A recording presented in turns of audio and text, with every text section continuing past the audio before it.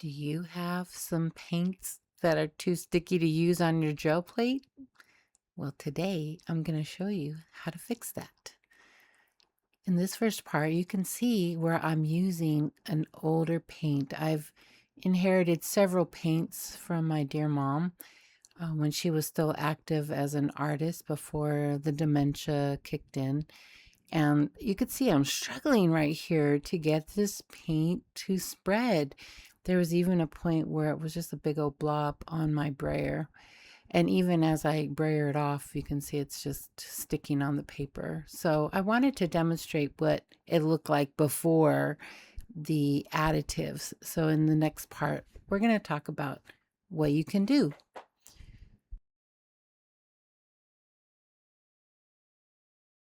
So here I'm showing two different additives. One is the Liquitex Professional Flow Aid additive.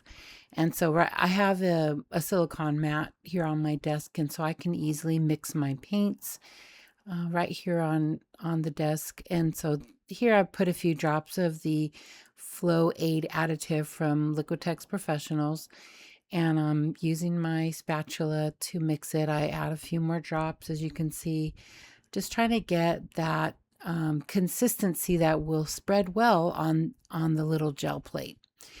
And so after a bit of mixing, I'm finally able to get a decent consistency from the original super sticky paint that really was difficult to spread out.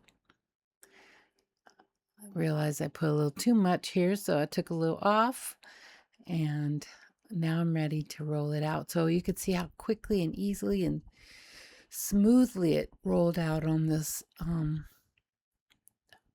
the oh, why am I drawing a blank? Anyhow, you know what I'm talking about, on the gel plate. And I have a really nice finish. I'll show you what the samples look like at the end, the comparison of the two.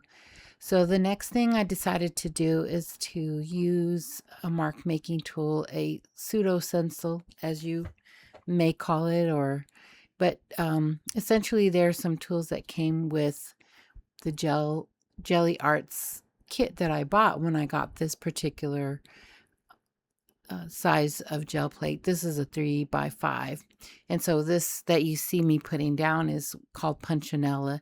So it's the leftovers after sequins have been created, and so it makes a great mark making tool. So here you get to see where I pulled it off, the paint that was in the apertures, and then the print that's left behind shows basically the outline of the punchinella.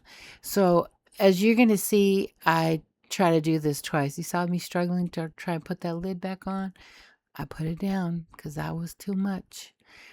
So here's the result of that one. So now I'm going to switch over to another flow adhesive. This time this is from US Art Supply, and it's called Airbrush Flow Improver. And so they're essentially the same product, but I wanted to show how you could use them, either one really interchangeably in this situation. So I was struggling with that lid right there. As you can see, I had to take out the little protector that was inside. So here I'm adding a few drops again of that Flow Improver and mixing it up. So I'm doing the same steps because I believe as an artist and a scientist that I wanted to create the experiment with as few variables as possible. So you see I'm trying to do the exact same experiment twice with the two different products so that you can see. Now on this one, I will say that it was significantly smoother and probably a little thinner. It just glided on the plate so easily. And so you can see in this whole video I'm using tissue paper I've cut down. It's a type of tissue paper that I bought on a roll with the purpose of using it for dressmaking. Actually, it's dressmaking or dressmaker's pattern paper. and it's great for that purpose too, as well as with gel printing. It's a great paper for when you want to collage, because the paper does essentially melt, quote unquote, or disappear into the background. Here I found a little piece of paper that came off of the lid of the airflow medium. Sorry, the flow improver medium. So, and this is just a plain sheet of paper I keep on the side when I want to do my brayer roll-offs, and it's a great tool to use later on for layering. I can always use it as a background for a next or multiple layers after. So again, I'm using the Punchinella. I'm doing the exact same steps as before, so you can see the side-by-side results.